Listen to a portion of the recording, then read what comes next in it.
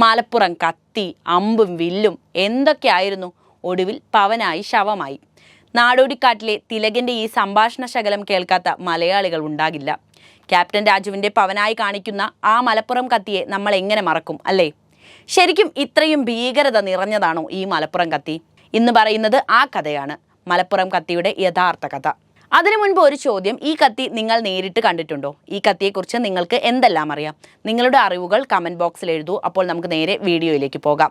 ഭീകരതയുടെ പരിവേഷം നൽകി അവതരിപ്പിച്ച ഈ കത്തിയുടെ കുത്ത് ആർക്കെങ്കിലും ഏറ്റതായി അറിവില്ല എന്ന വസ്തുത ആദ്യം തന്നെ പറയട്ടെ.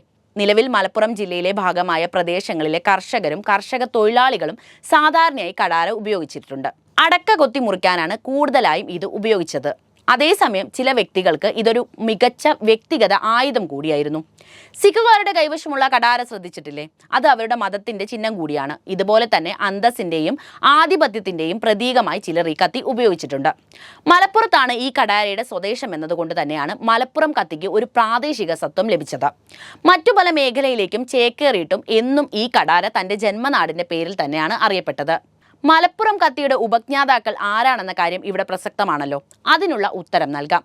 വിശ്വകർമ്മ മനുവംശ സമുദായത്തിൽ നിന്നുള്ള പൂർവികരായ എഞ്ചിനീയർമാരുടെ ബുദ്ധിയും കഴിവുമാണ് ഇതിനു പിന്നിൽ പ്രവർത്തിച്ചത്. വിശ്വകർമ്മ മനുവംശ സമുദായത്തിൽ നിന്നുള്ള നിരവധി കുടുംബങ്ങളുടെ ഉപജീവന മാർഗമായിരുന്നു കടാര നിർമ്മാണം.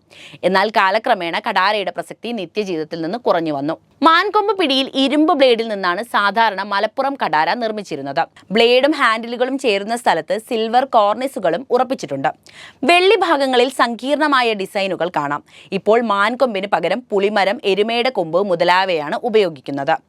ഹാൻഡിലിന്റെ ഭാഗത്തിനോടൊപ്പം ബ്ലേഡിനുള്ള ഇരുമ്പ് കഷ്ണം സാധാരണയായി ഓട്ടോമൊബൈൽ സ്പെയർ പാർട്ട് ലീഫ് സ്പ്രിങ്ങിൽ നിന്നാണ് എടുക്കുന്നത്. മറ്റ് ലോഹഭാഗങ്ങൾക്ക് വെള്ളിയോ ജർമ്മൻ വെള്ളിയോ സാധാരണയായി ഉപയോഗിക്കുന്നുണ്ട്.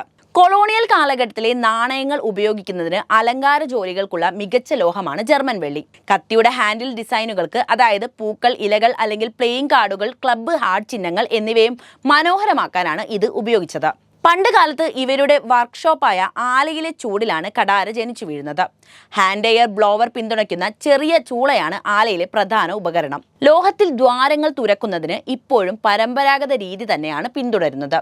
ഡ്രില്ല്, ചുറ്റിക, ഇരുമ്പ്, ഉളി തുടങ്ങിയവയാണ് പരമ്പരാഗതമായി ഉപയോഗിക്കുന്ന മറ്റു ഉപകരണങ്ങൾ. ബ്ലേഡിൽ ഇരുമ്പ് ഉളി ഉപയോഗിച്ച് കൊത്തിയെടുത്ത് അതിൽ പിച്ചളയോ ചെമ്പോ ഉരുക്കി ചേർത്ത് പൂരിപ്പിച്ചാണ് ബ്ലേഡിൽ ഡിസൈനുകൾ നിർമ്മിക്കുന്നത്.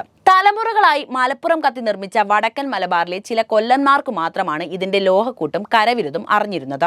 അതിനാൽ നിർമ്മിച്ച കത്തികൾക്കെല്ലാം ഏകീകൃത രൂപമാണ് ഉണ്ടായിരുന്നത്. പാണ്ടിക്കാട്, കരുവാരക്കുണ്ട്, ഇരുമ്പുഴി എന്നിവിടങ്ങളിലെ കൊല്ലപ്പണിക്കാരാണ് കൂടുതലായും ഈ കത്തി നിർമ്മിച്ചിരുന്നത്. ബ്രിട്ടീഷ് ഭരണകാലഘട്ടമായപ്പോഴേക്കും മലപ്പുറം കത്തിയുടെ ജനസമിതി കുറഞ്ഞു വന്നു. ബ്രിട്ടീഷ് ഉൽപ്പന്നങ്ങൾ ഇന്ത്യൻ മാർക്കറ്റിൽ സ്ഥാനം പിടിച്ചതോടെയാണ് തദ്ദേശീയ ഉൽപ്പന്നങ്ങൾക്ക് മതിപ്പ് കുറഞ്ഞത്.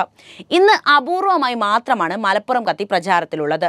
പഴയ പോലെ കത്തി നിർമ്മിക്കുന്ന കൊല്ലന്മാരും ഉപയോഗിക്കുന്നവരോ കുറവാണ്. മാനിന്റെ കൊമ്പ് ഉപയോഗിക്കുന്നതിന് നിയമപരമായി തടസ്സമുള്ളതിനാൽ മരത്തടി കൊണ്ടാണ് ഇപ്പോൾ പിടി നിർമ്മിക്കാറുള്ളത്. ഒമാനിലെ ഗോത്ര ജീവിതവുമായി ബന്ധപ്പെട്ടും കത്തിക്ക് വലിയ ബന്ധമുണ്ട്. ഖഞ്ചാർ എന്ന പേരായ ഈ പരമ്പരാഗത കത്തി ഒമാനിലെ ഗോത്ര വിഭാഗം അവരുടെ വേഷവിധാനത്തിന്റെ ഭാഗമായി കൊണ്ടു നടന്നിരുന്നു. മറ്റൊരു പ്രത്യേകത എന്തെന്നാൽ ഒമാനിന്റെ ദേശീയ പതാകയിലും ഈ ഖഞ്ചാർ കത്തി കാണാമെന്നതാണ്. ഒമാൻ കൂടാതെ യമനികളും അവരുടെ വേഷവിധാനത്തിന്റെ ഭാഗമായി ജാംബിയ എന്നറിയപ്പെട്ട പ്രത്യേകതരം കത്തി അരയിൽ സൂക്ഷിച്ചിട്ടുണ്ട്. ഇന്ത്യയിൽ സിഖുകാരും കൊടവ വിഭാഗത്തിൽപ്പെട്ടവരും ഇത്തരം കത്തി ഉപയോഗിച്ചിരുന്നു. ഇതിന്റെ ഒരു കേരളീയ വകഭേദമാണ് മലപ്പുറം കത്തി എന്ന് വേണമെങ്കിൽ പറയാം. അറേബ്യൻ നാടുകളുമായി മലബാറിനുണ്ടായിരുന്ന ദീർഘകാലത്തെ വ്യാപാര ബന്ധങ്ങളിലൂടെ കൈവന്ന സാംസ്കാരിക വിനിമയങ്ങളുടെ കൂട്ടത്തിലാണ് ഈ കത്തിയും കേരളത്തിൽ എത്തിച്ചേർന്നതെന്നാണ് ചരിത്രകാരന്മാർ അഭിപ്രായപ്പെടുന്നത്. അപ്പോൾ മലപ്പുറം കത്തിയുടെ കഥ ഇഷ്ടമായാൽ വീഡിയോ ലൈക്ക് ചെയ്യാനും ഷെയർ ചെയ്യാനും ശ്രദ്ധിക്കുമല്ലോ.